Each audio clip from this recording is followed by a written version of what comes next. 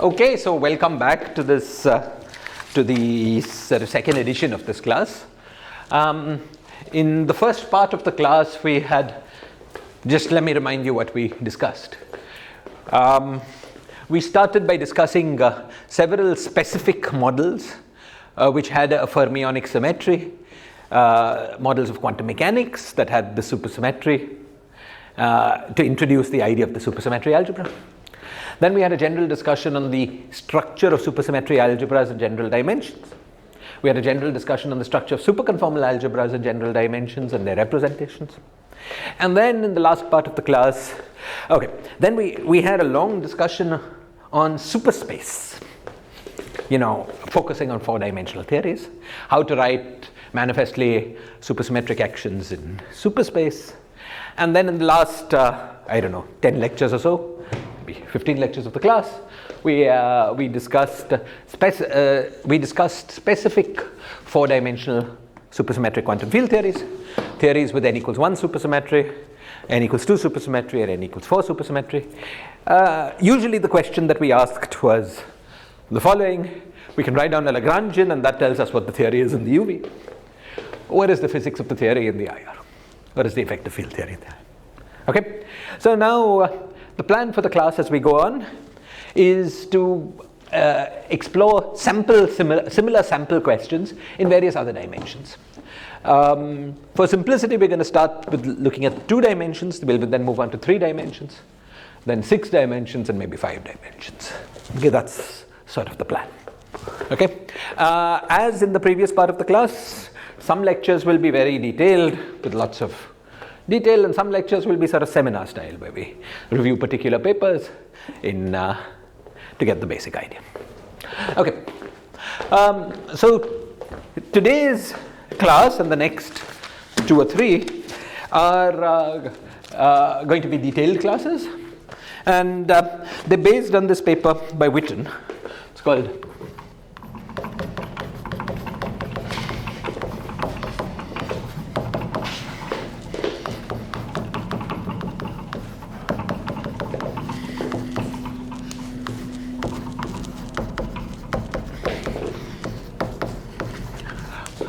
and today's class will be only boring, grungy algebra. We will get to the physics of this paper in the next class.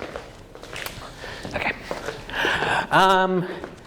First, let me give you 1 minute to tell you what question Witten is going to ask in this paper. Very similar to our studies of Seiberg duality. Witten is going to study gauge theories in 1+1 dimensions. Okay, these gauge theories that he will study will have invariance under 4 supercharges. Again, very much like our studies of Seiberg duality. This is the least amount of supersymmetry a theory can have in 4 dimensions.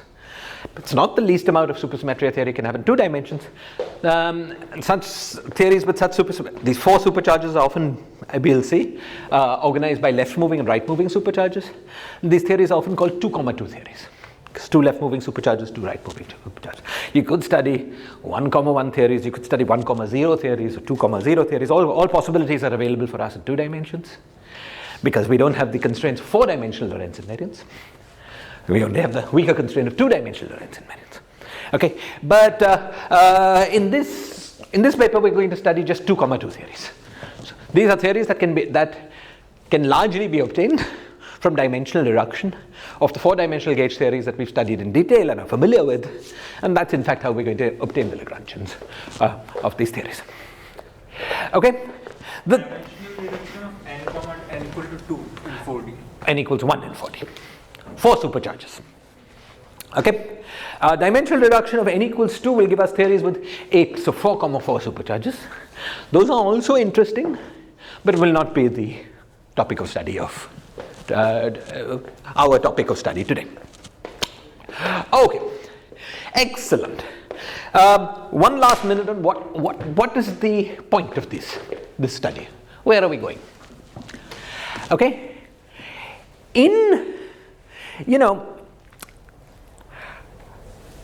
in the case of, in the simplest, the theories with the least amount of least number of matter fields that we studied when we studied Seiberg duality, you will remember that we found that the IR behavior either had no vacua, if the theory had no masses, or unique, or more or less unique, discretely many vacua, if the theory had masses, sufficient masses.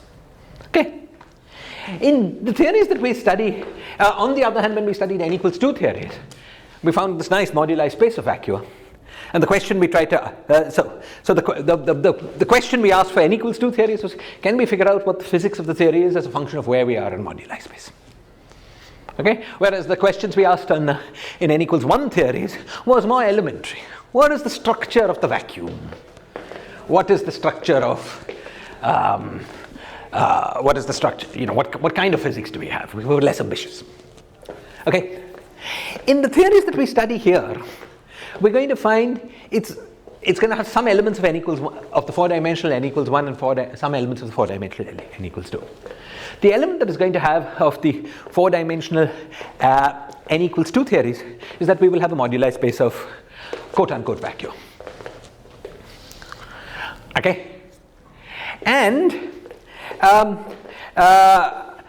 there is another element that's going to be very important.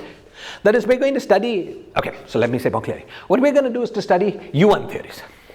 Theories that are not non-abelian theories. Most of the fun that we had in 4 dimensions was in studying non-abelian theories. Now, why is that?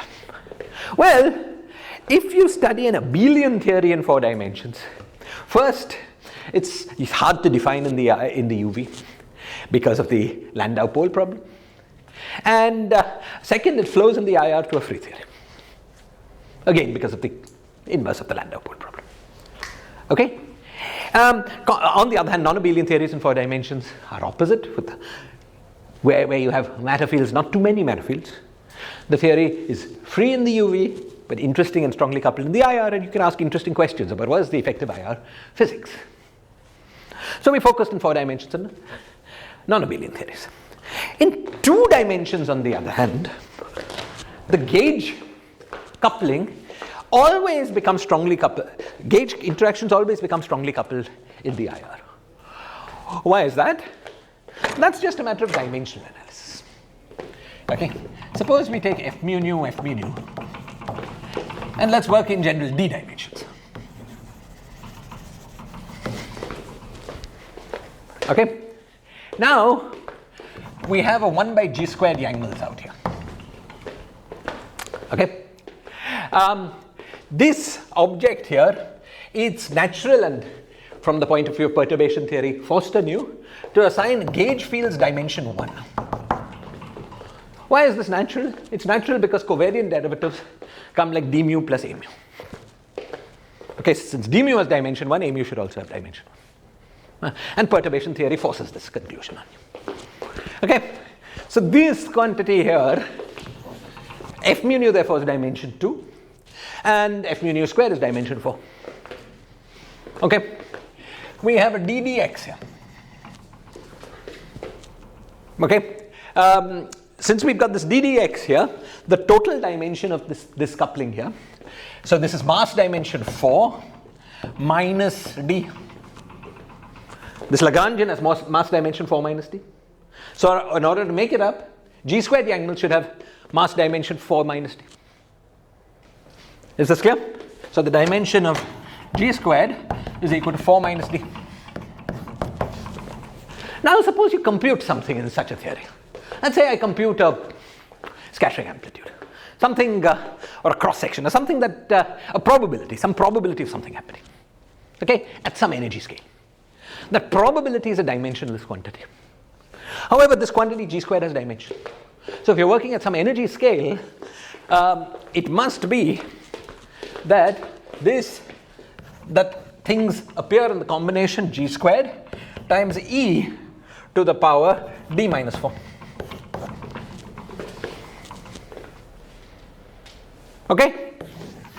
If the only other scale in your problem is some energy scale at which you're computing something, some quantity. Okay. Now, notice So this is telling you that the effective coupling, since this is dimensionful, the effective coupling in your theory is d squared times e into d minus 4. Now, if d is less than 4, either 3 or 2, then as we take e to 0, this effective coupling blows up because this is an inverse power of energy. Okay? So in 3 or 2 dimensions, gauge theory is abelian, non-abelian. It's not a matter of finicky logs. It's just a matter of simple dimensional analysis. That gauge couplings run so that they're strongly coupled in the IR. Okay? Maybe this can be corrected by some finicky logs, but they're not going to change this basic conclusion, right? So it's a simple fact about dimensional analysis that something interesting is going to happen in the IR gauge theories. Okay? So in 2 dimensions in particular, we will see similar things in 3 dimensions when we turn to it. We can expect interesting behavior even for U1 gauge theories. Okay? So the focus of today's lecture and the next 2 or 3, the focus of this paper of Witten's is on U1 gauge theories. U1 gauge theories in D equals 2. Okay? We're going to find that these U1 gauge theories have 2 interesting things. A, these U1 gauge theories have a file you can take these U1 gauge theories and apart from the gauge coupling, add a File-Laplace term to them. Those who were there in the first part of the course, I don't know if you remember, but when we were studying these superspace things, we talked about the possibility of adding this File-Laplace terms to Lagrangians. I'll review it now in order to get supersymmetric Lagrangians. Okay? There were 2 kinds of things you could add to supersymmetric. In the kinetic term for gauge fields, there was the gauge coupling and a File-Laplace term. Okay? The gauge coupling, okay, will go away in the IR. It will become infinitely strong and go away. Okay, but this File-Laplace term will survive. So what we will get is this 1 parameter set of models labeled by this File-Laplace term. Okay, and we will be able to say something sort of reliable about this theory at very large value of the File-Laplace term, very large and positive, or very large and negative. Okay? We will also be able to argue that some quantities that you compute in this theory are independent of the File-Laplace term. But the effective descriptions we're going to get at very large and positive values will be one effective description. It will be in terms of a nonlinear gauge linear sigma, a sigma model, a nonlinear sigma model, in terms of a string propagating on some curved manifold. The effective description we'll get on the other side will be very different. It will be in terms of a massless field with subject to a certain potential, or what people sometimes call the Landau-Ginzburg theory. Okay? And the fact that some quantities are the same, independent of this File-Laplace term, will tell us that these quantities are the same for nonlinear sigma models, and will tell us that associated with every nonlinear sigma model is a particular massless theory with a potential, particular Landau-Ginzburg theory. Sometimes called the nonlinear sigma model Landau-Ginzburg model correspondence. And we'll tell you exactly what the correspondence is. It will tell you that some quantities that you compute here are the same as other quantities you compute, corresponding quantities you compute on the other side. Okay? So we're going to find an interesting, we're going to find interesting IR dynamics. The IR dynamics will be a function of this File-Laplace term. And we'll be able to control the IR dynamics in a clean way at 2 ends. One side we'll find these nonlinear gauge, nonlinear sigma models. On the other side we will find these Landau-Ginzburg theories and thereby establish a clean correspondence between them in a very simple and beautiful way. Okay? So this is where we're headed. Most of today's lecture will be algebra involving supersymmetry transformations. It will be very boring, but it will be necessary. Any questions you have about what we're trying to do, you can ask them now, otherwise we'll start. Okay, excellent. So let's go. So,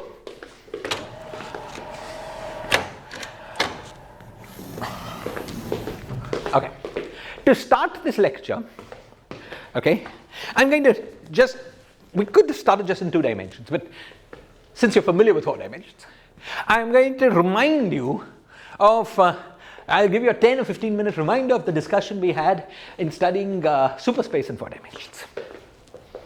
Okay, you remember that in D equals 4. If we were interested in theories with n equals 1 supersymmetry, we looked at superfields. Okay, let's say, let's call it A. A superfield is a function of the 4 coordinates of space, as well as 4 thetas, which we broke up into 2 thetas and 2 theta bars. We used the fact that SO4 is SU2 times SU2, or the Lorentzian version of that statement. Okay, to look at transformations under each of the 2 SU2s separately. Undotted indices were one of the 2 SU2s. Dotted indices were the other 2, were the other SU2. Now the Lorentzian version thereof. Okay, fine. Then, if you remember, we wrote down the action of supersymmetry acting on superfields. And I will follow Witten's conventions, which I think are the same as Weissenberger, but anyway, I'll just write down some. In fact, he says that he's following the conventions of Weissenberger. So it's the same conventions you have from your notes from the previous. Okay, we wrote down these differential operators. Q alpha is equal to del by del theta alpha minus I sigma mu alpha alpha dot del by del x mu. I'll tell you what sigma mu is in a minute. And then we wrote down Q bar alpha dot is equal to del by del theta alpha dot minus I plus I sigma mu alpha alpha dot del by del x mu. This one, and this one had a theta bar alpha dot, and this one has a theta alpha. Okay, and sigma mu's were defined as follows. Sigma 0 was equal to minus 1 0 0 minus 1, minus identity. Sigma 1 was equal to 0 1 1 0. This is the usual sigma 1, Pauli matrix sigma 1, and the rest is the usual. So sigma i's are the usual Pauli matrix. Sigma 2 is equal to 0 minus I is I 0, and sigma 3 is equal to 1 minus 1 0 0. Okay, so sigma 1 to sigma 3 are the usual Pauli matrices. Sigma 0 was equal to minus of identity. Okay, with these conventions we wrote down these differential operators which made sense acting on any function of x mu and theta bar. Okay, we demonstrated that these differential operators as differential operators obeyed the supersymmetry algebra. Okay, so these, you take the anti-commutator of 2 of these and you will find what you should, the derivative operator on the right hand side. Okay, we demonstrated that we got the supersymmetry algebra coming out of these differential operators. Okay, then if you remember, there was a key element played by another set of differential operators that were closely related to these ones. These were these d alphas, okay, and d bar alphas. So d alphas are basically the same thing. I'll just write them down for completeness. D by d theta alpha plus I sigma mu. Here there was a minus, here there's a plus. That's the only difference. Alpha alpha dot theta alpha dot del by del x mu. And d bar alpha is just, this becomes a minus. And this was alpha dot, bar dot, theta bar dot, alpha dot, plus minus I sigma mu alpha dot, theta alpha del by del x mu. Okay, The key algebraic point about these differential operators, let me remind you, the key algebraic point was that Q alpha d beta anti-commutator was equal to 0, and similar for all other combinations. All Q's and all Q bars commuted with all D's and anti-commuted with all D's and all D bars. Why was this important? This was important because it meant that any constraint you made on superfields using D's, okay, was something that commuted with the action of supersymmetry. Okay, so if you just write down a general constraint on superfields, let's say you say, I'll look at all superfields with which happen not to depend on thetas. They only depend on theta bars. You're free to do that, but if you look at the supersymmetric transformation of that superfield, it will no longer satisfy this constraint that you have. Okay, so it will not be useful for you for building supersymmetric actions. Okay? On the other hand, if you write down a constraint on superfields, for instance, that d bar alphas on superfields kill the superfield, then if you act with Q on that, okay, that will continue to obey that condition, because you act with Q on the superfield and take it through, d bar alpha obeyed it, so Q on this. Right? Okay, so what we did was to define chiral superfields, obeying this nice supersymmetric covariant condition. The condition was d bar alpha dot on phi is equal to 0. A general superfield that obeys this condition was called a chiral superfield. And you remember that the most general solution to a chiral superfield to this equation was that phi is equal to phi of y plus square root 2 theta alpha psi alpha of y plus theta alpha f of y, where y was equal to y mu was equal to x mu plus I theta alpha sigma mu alpha dot theta bar alpha dot. You remember the chiral superfields were necessarily complex. Their complex conjugate were anti-chiral superfields. They were annihilated not by d alpha but by d bar alpha. Okay, and they obeyed an expansion of this sort, except that theta was replaced by theta bar, and the definition of y was changed so that x, the sign between x and the bilinear and thetas picked up a minus sign. Okay, excellent. And you remember that in 4 dimensions we used these definitions to produce actions for charged for scalar fields. And then we also went through a discussion of gauge fields in 4 dimensions. Okay, last time we discussed this for general non-abelian gauge fields. Today's lecture we are interested only in abelian gauge fields, so I'll specialize the discussion to that case. Though, okay, yeah, specialize the discussion to that case. Okay, we introduced a vector field V, whose general a real vector field V. Okay, whose general expansion, you remember, was given by some very complicated thing. Right, C of x plus I theta chi of x plus, it keeps going, I'm only going to write out the important terms. Okay, the first really important term was the term which was minus I sigma mu theta bar v mu theta bar v mu. So there's v mu, it has alpha dot indices, and there's a theta bar alpha dot.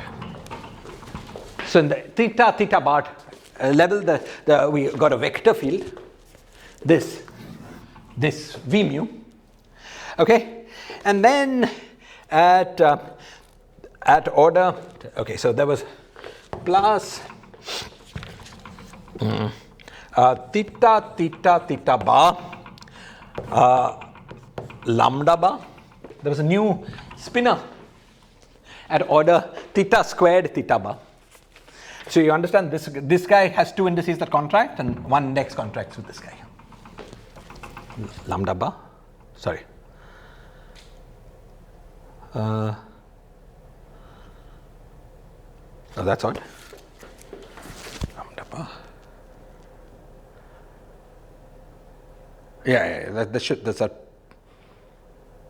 no.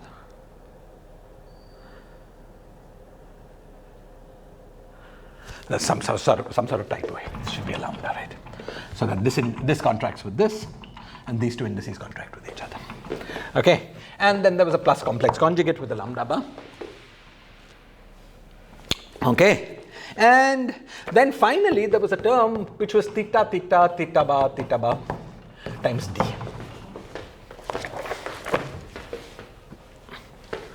Okay. So these were the physical fields. These are what will eventually turn into the physical fields of this vector multiplet. Okay, there's the vector component which appeared at theta, theta bar. There was so this will be just the gauge boson, a mu of the gauge field. This will be the gaugino, and then there is this auxiliary superfield D, which will play a big role in all our discussions over the next 2 or 3 lectures. The Phi-Leopoldus term was just adding a number times this D to the action, as we will see. Okay. Just to complete the discussion, in 4 dimensions we worked with theories that had a gauge invariance. Okay, we worked with theories that had a gauge invariance, and the gauge invariance was V going to V plus phi dagger. Let's call this psi, chi plus chi dagger, where chi and chi dagger are arbitrary chiral multiplets. Okay, this was the gauge invariance of our theory. Okay, and then there was a gauge invariant field strength multiplet, which we wrote down as W alpha, which was 1/4 d bar, so the times d alpha. This was correct, sorry. This was alpha dot. Sorry, this was correct. Plus complex on it, yeah. Sorry about that. And this was a d alpha, d bar alpha, something like this, times V. This, if you remember, we demonstrated was invariant under such transformations. Roughly speaking, because chi is chiral, so it's annihilated by the d, or the d bar, and the chi bar is antichiral, so it's annihilated by the d. Okay, so roughly speaking, it's clear that it's gauge invariant. This was what we call the field strength multiplet. And finally, we discussed that this gauge invariant. Okay, so we wrote down an action. Our action took the form W alpha. One last thing I have to remind you of. Sorry, the people who've seen all this, it's a bit boring, I know, but just for everyone else, for 5 minutes more. Okay. Next thing, with these superfields, we tried to discuss how we could build actions that were supersymmetric. Okay, and there were 2 types of actions we wrote down. The first was an action involving integral over all 4 coordinates of superspace. This times any general superfield was supersymmetric. The reason that this was supersymmetric was that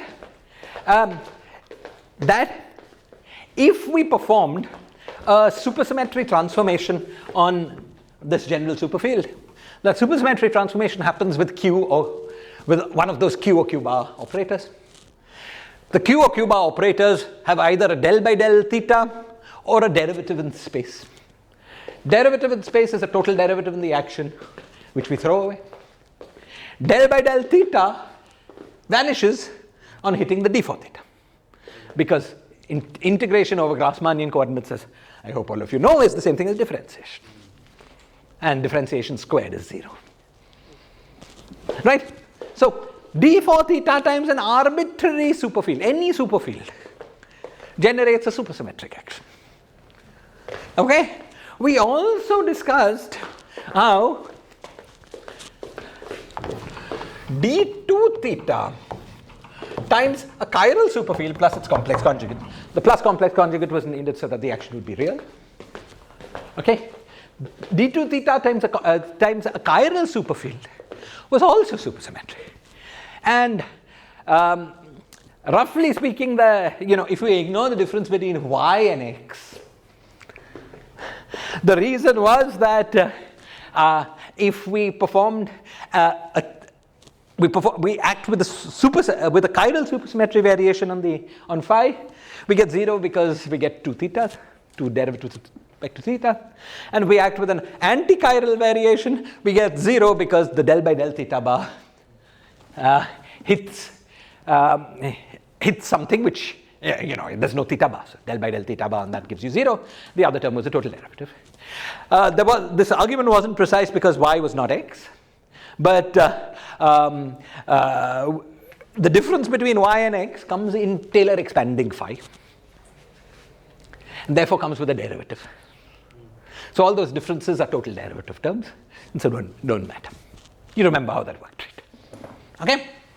So the most general action that we could write down in superspace that was supersymmetry was either this, where this was any real superfield, which means any function of a real superfield. Okay? Here we had any chiral superfield, which means any function of chiral superfields. Something that we also showed sort of obvious is that if you have two chiral superfields, you take the product, it remains chiral. Or you take the sum, obviously, it remains chiral. Okay? And then, precisely for Yuan theories, we also noted one more thing. We also noted that the action d4x times d was itself supersymmetric. Okay? One explanation we gave for that was that d4x times d. Hi Sunila, I thought you had gone. One day I'll find Leo in Mumbai. Oh, wonderful.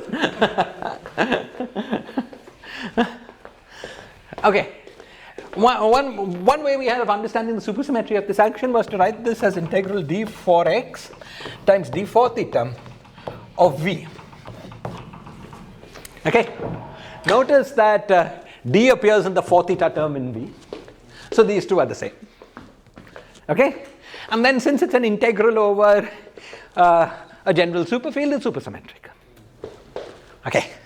So the number behind this is sort of a bit unsatisfactory, since normally we don't allow ourselves to use v in an action, right? Because we worry about gauge invariance. V by itself is not gauge invariant. However, what was the gauge transformation of v? It was by a chiral plus antichiral field. Now, d4 theta of a chiral field is 0. And d4 theta of an antichiral field is also 0. Okay? So, though this action is not manifestly gauge invariant, it is gauge invariant. And so it was okay. Okay? So, the most general gauge invariant action we allowed ourselves to write down was d4 theta times an arbitrary superfield. Arbitrary real superfield, I'll remind you about what they were in our context. Then d2 theta times superpotential, function of phi, and also d4 theta times v. Okay? Notice if you did d4 theta times v square, you would be in trouble. Because v transforms like v goes to phi plus phi bar. That's great. But v squared transforms like v squared goes to phi. That is a term which is chi bar. That is neither chiral nor antichiral, and so will survive under d4 theta integration. So this action, if we put v squared, would really not be gauge invariant. Just with this one linear term v, we were allowed to add this one extra term. Okay? Actually, it's itself is invariant under V1 to V+. Exactly. So the supersymmetry, since we're talking about a component, you shouldn't think in terms of superspace anymore. You should just work out the supersymmetry transformation properties in components. It's easy to check that all terms on the right hand side of the D variation are total derivatives. Okay. In all of this discussion, I've been cheating. Okay, I've always ignored total derivatives. Right, even in the argument that this was invariant, we ignored total derivatives. Also, there's one extra term here that involves a derivative of some additional thing that I've not written down for you. Okay, but the essence of the argument is correct. Okay, excellent. So now, with all that in mind, let's write down the most general action we are going to deal with in the 4-dimensional version, but we will soon dimensionally reduce to 2 dimensions. The most general action will be something of this form. Okay, the action we will write down will be a renormalizable action, at most for dimension 4 and lower. Okay, we will also in 2 dimensions basically insist on dealing with effectively renormalizable actions. Okay, right. So the action we will write down is the following. Okay.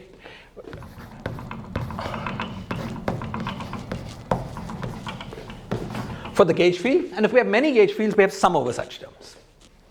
Okay, we can write some complex coupling here, which is some number. Okay, plus CC, and sum over these if we have many gauge fields. All this is familiar, right? Okay, then we could write plus d2 theta w of phi, where phi is our matter fields, they're chiral supermultiplets. Okay, and plus CC. These could be arbitrary functions of the chiral fields. Both these were integrals over half of superspace. We needed integrals over all of superspace in d4 theta kinetic terms, which we're just going to choose to be phi bar e to the power v phi. Assuming here that phi carries charge 1. If it carries charge e, we would put in ev. Okay? And a similar such term for every chiral field. This is d4 theta note. Okay? And finally, we will also add terms like this. We will add, let's say, a term which I'll call lambda times d4 theta v, or which was the same as lambda times integral d. And if we have many U1 fields, we can have many lambdas, lambda. Okay? This was the most general action this is the most more or less the most general supersymmetric action. Actually, the most general supersymmetric action would be more general functions of this guy. We're constraining ourselves to be dealing with theories which in the UV have normal standard kinetic terms. Okay? Non-abelian theories don't have analog of this term, right? Which term? This D term, no. This Phi-Laplace term is a phenomenon for U1 theories. This is actually partly why we're studying U1 theories today, because everything we are going to be doing, all the fun will come from the Phi-Laplace term. It gives us this parameter that allows us to vary. Okay? And you will see. Yeah. There's actually, much later than Witten, actually at the time I was a postdoc, there was a resurgence in the study of non-abelian gauge linear sigma models. Okay? And people did some interesting things with them. In fact, if anyone was at today's talk, Indranil's talk today, non-abelian gauge linear sigma models were used to prove this supersymmetric version of this FZZ duality. Okay, they were also used to understand mirror symmetry better. Okay, that is not the topic of our lecture today. Over the next 2 or 3 lectures, we're going to study just these abelian versions. Okay, fine. The last thing I'm going to remind you of is the following. All of this here was a discussion that was sort of abstract in superspace. But often to get useful, we want to plug in the components, do the integrals over superspace, write down an action for components. In particular, this whole procedure generates some potential. It generates a potential, okay? It generates a potential for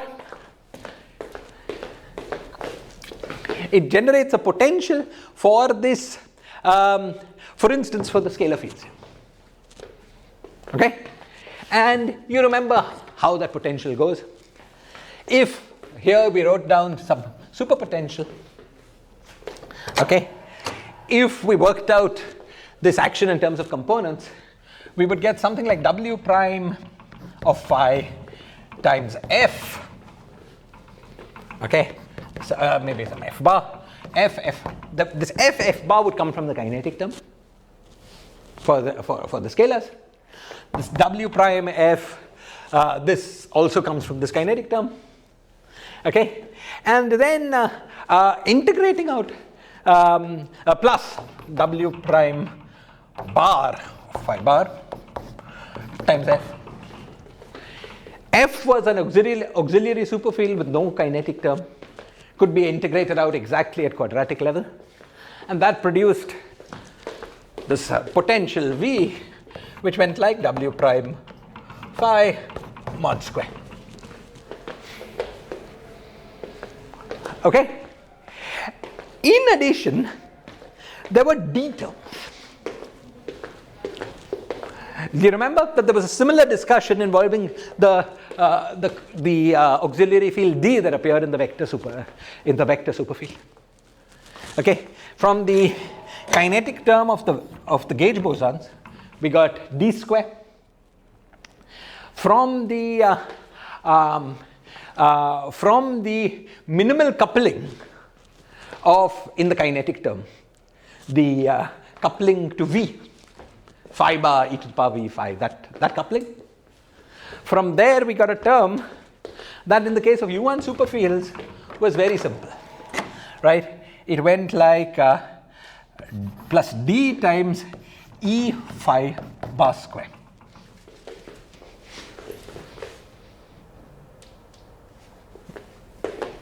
Okay?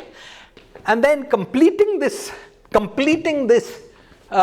square, if we had nothing else, would tell us that phi bar squared, we would get a potential which was of the form E phi bar squared, the whole thing squared.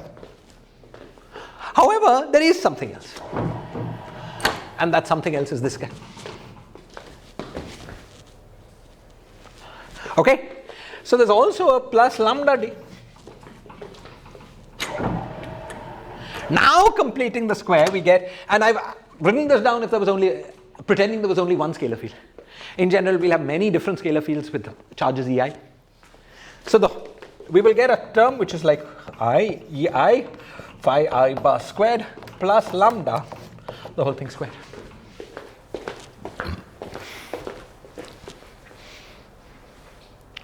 Okay? So the scalar fields in our problem have two contributions to their potentials. Both of them were perfect squares. The first was from superpotential. It was derivative of superpotential with respect to phi mod squares. The second, that's often called an F term. It's called an F term because the auxiliary superfield that we integrated out to get it is called F. It's okay. On the other hand, you also get another contribution to potentials. This term here, this is often called a D term for the deep reason that the auxiliary superfield that you integrated out to get it was called D. Okay? So the total potential for scalars was the sum of the F term potential plus the D term potential. And those who were there on my previous, remember this, we use this on a number of occasions. Okay, so this ends my review of the structure of superspace in 4 dimensions and the structure of Lagrangians you can build using this superspace. Any questions or comments? Otherwise we move on to the real topic of today's lecture, namely the dimensional reduction of the structure down to D equals 2. Questions or comments?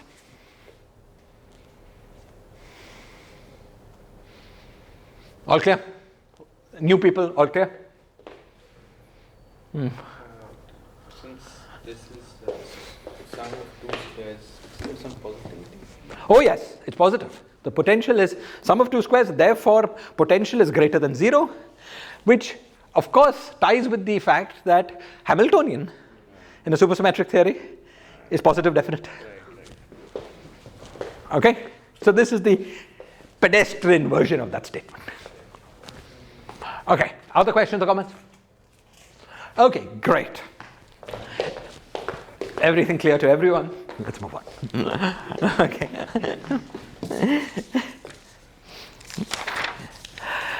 Okay. Now what we're going to do is the following. Okay. What we're going to do is we want to work in 2 dimensions. Okay? So instead of redeveloping the structure, and we're going to want to work with theories with as much supersymmetry as the 4-dimensional theory we studied. If we were working in 2 dimensions with theories with minimal supersymmetry, say 1, 1, it would not be useful to have this as the starting point. Because this builds in that you have a larger supersymmetry. But we want to work with 2, 2 supersymmetry. Okay? So one easy way to do that is to take the structure of superspace that you get from here and then dimensionally reduce. Now, just the structure of superspace carries over easily. The statements we made for the Lagrangians, well, everything that we can get from 4 dimensions will also continue to hold in 2 dimensions. Could be we can do more in 2 dimensions. Because the constraints of Lorentz in 2 dimensions are smaller. And we might be able to do a little more in 2 dimensions. So we will allow ourselves to re-examine the question of what Lagrangians we will get. But the structure of the superfield expansion, we will just take the structure of what Q is. Okay? And the structure of the superfield expansion, we will just directly take from 4 dimensions. Okay? So let's go over that in some detail. I'm sorry, this lecture is going to end in like 8 minutes because there's a vigilance committee meeting at 3 o'clock. And about 3 vigilance people have caught me and said, please. Okay. So, okay. But from next time we will have full length lectures. Okay. Fine.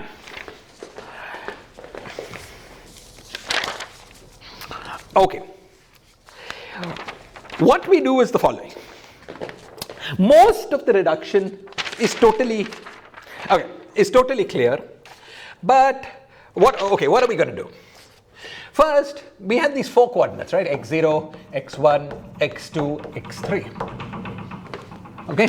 We need 2 of them to be coordinates of our new spacetime, and 2 of them, nothing will be functions of those other 2. Okay? So we choose x0 and x3 to be the coordinates of our spacetime.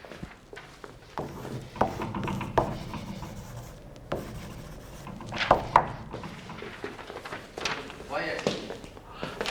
It's just a choice. You could have chosen x0 and x1. Okay. Okay. Yeah. Okay. Now, next, the scalar fields are just scalar fields. But the vector field in 4 dimension had 4 indices. Right? We had a v mu. When these mu directions are 0 and 3, that descends to the vector field in 2 dimensions. But mu directions being 1 and 2 becomes a field that is a scalar field in 2 dimensions. Because under 2-dimensional Lorentz transformations, it's left invariant. Right? Clear? Okay? So the vector multiplet, which came with a vector field, the physical fields being a vector field and a gaugino, now will come in 2 dimensions with a vector field, 2 scalars, which we will regard as a complex scalar. Say, a vector field, 1 complex scalar, and a gaugino. Clear? Okay, so the notation we use is the following.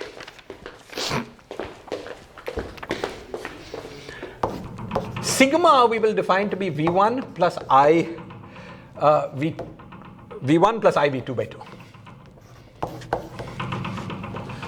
2. Square root.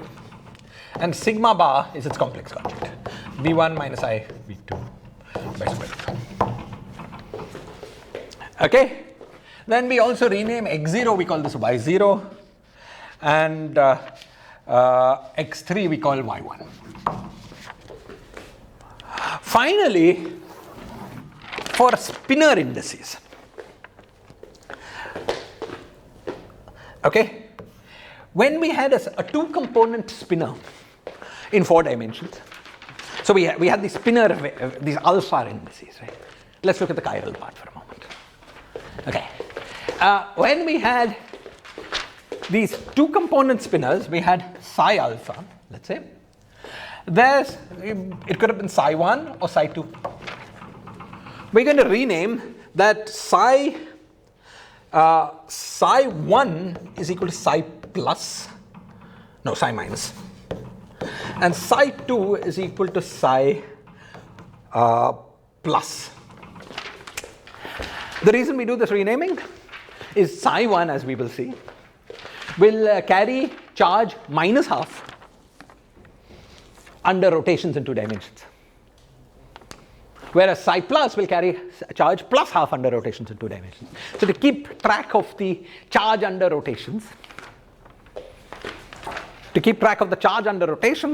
we do this renaming. Okay, and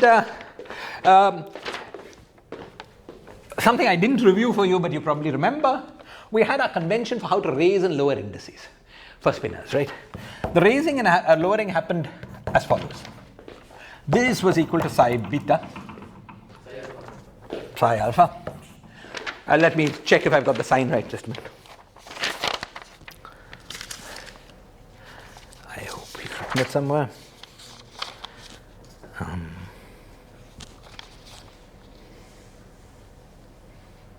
Yeah. So perfect. This was perfect, and psi alpha was equal to epsilon alpha beta.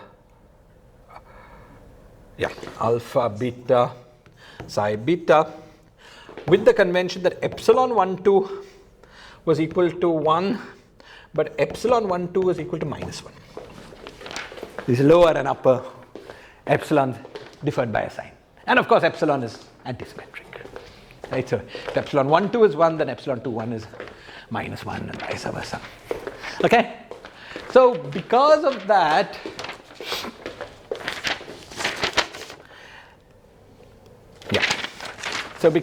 we also when we need to deal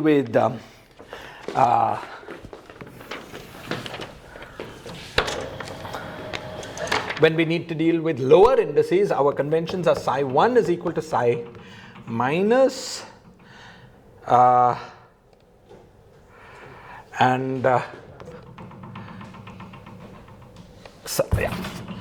1, psi 2 is equal to psi minus, psi plus. Okay, and now we see that this means that psi minus is equal to psi plus using this epsilon business. Okay, and psi plus is equal to minus psi minus. Okay, so let's say that the guy with upper index carries charge, a minus index, upper carries charge half, carries charge minus half, then a minus index lower will carry charge plus half. Okay, it's the usual thing with z bar in complex coordinates. Okay, sorry, all this is just conventions. Okay, once we have that with this notation in place, okay guys, we're out of time. Okay, I'll just finish the sentence. Once we have that with this notation in place, we all of our discussion of superspace goes through, but now is worded in terms of put it in terms of fermions which have plus minus indices, and vector fields as well as the scalar field in the gauge multiplet of the vector fields. Okay, we complete the algebra and start the physics next class. Sorry about this.